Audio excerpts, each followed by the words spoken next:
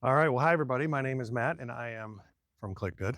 And I wanted to address some of the concerns about the economy and the current conditions of nonprofits, fundraising, and things like that. Our job at ClickBid is to help charities maximize their fundraising events. We know that they tend to be the biggest kind of fundraisers of the year for charities. And we, having been through some of these situations in the past, we've tried to do our best to create tools and resources that make your lives easier and helps you generate more revenue.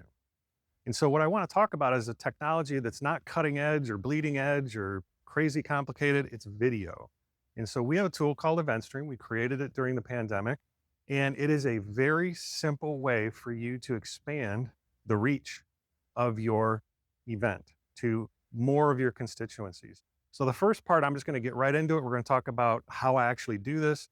We're at a venue. It's really nice.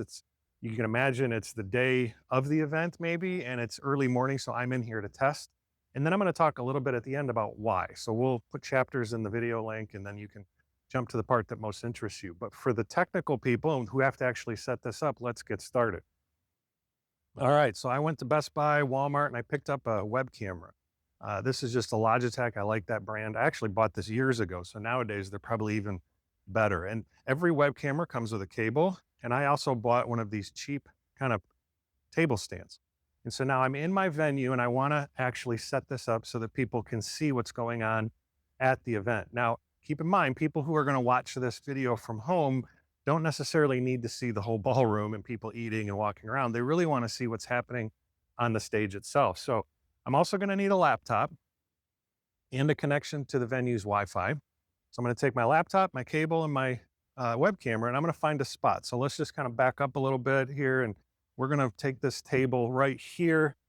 Usually I recommend up close and off to the side so that I can take my camera and I can set it on this table. Doesn't have to be one of the actual tables. You could get a bistro table. You could set it off to the side and just set it up, set the camera up there. Then I'm going to take my cable, plug it into my camera. I know, super high tech here. So I'm going to then plug it into my laptop, and I'm going to open my admin. I'm going to go online and I'm going to go to ClickBid's admin. And then I'm going to go to the Event Central page and live broadcast. So that's going to load up Event Central live broadcast. The only thing I want to do on this page, nothing else. I just want to look for this little button that says open broadcaster, and it's going to pop open a full screen camera, just like I started a Zoom video or Google Team. Then I'm going to connect my Logitech Brio, and you can see that now, get this little X. I'm going to X this little in how to use instructions out of the way.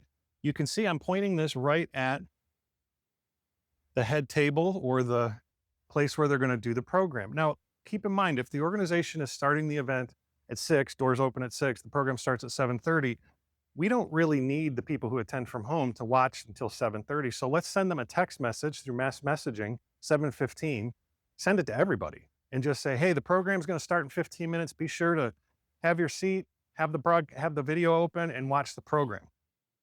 And so now all I have to do, this is the hard part, this is the hardest part, is I go down to this button here that says start, and I press start.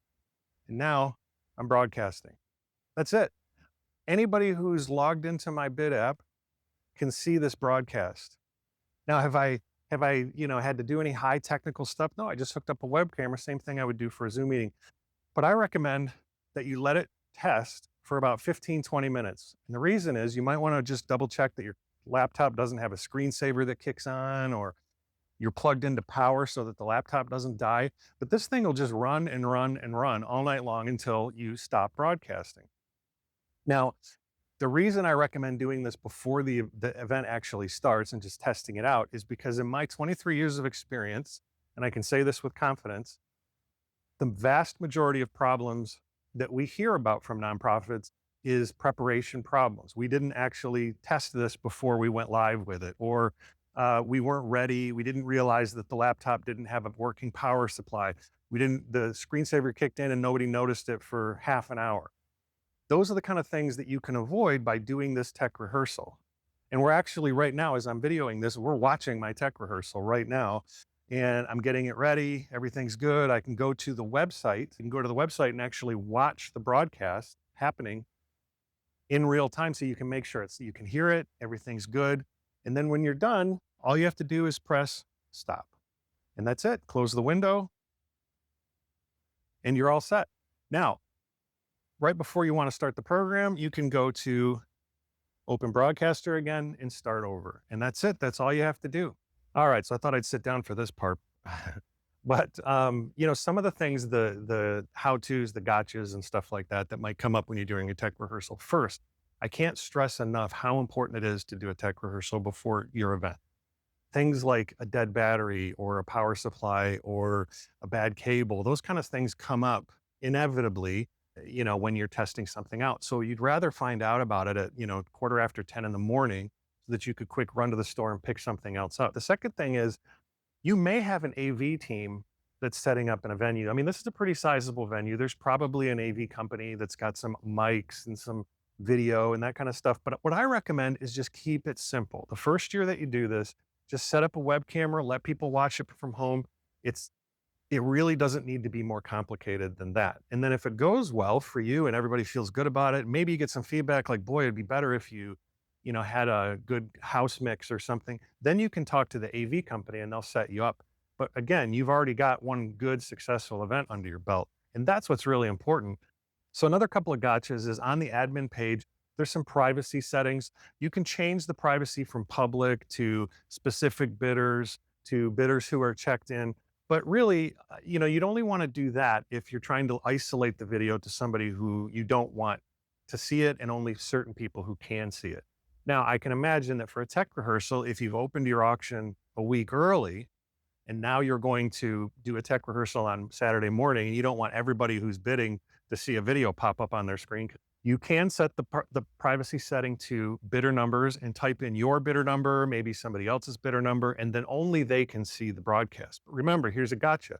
The night of the event, make sure that setting is public. So that way everybody who is bidding can see the broadcast if they want to see it. That's the last thing you want is to filter it by any type of privacy setting. So again, I think the biggest takeaway is that you give this a try the day before your event or the day of your event, because also remember, you have resources available from ClickBid on the day of the event. So if it's 10:21 and I'm testing it and I'm not having success, I can call ClickBid and get help and make sure that everything is set up before my event. So again, tech rehearsals are so critical.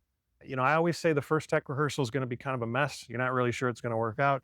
But by the time you get to that second tech rehearsal or by the event, you've really ironed out a lot of the kinks and everything just kind of runs smoothly. And again, you're engaging more people. So anyway, I hope that's helpful. Certainly, if you have any questions, please let us know. We always want to help.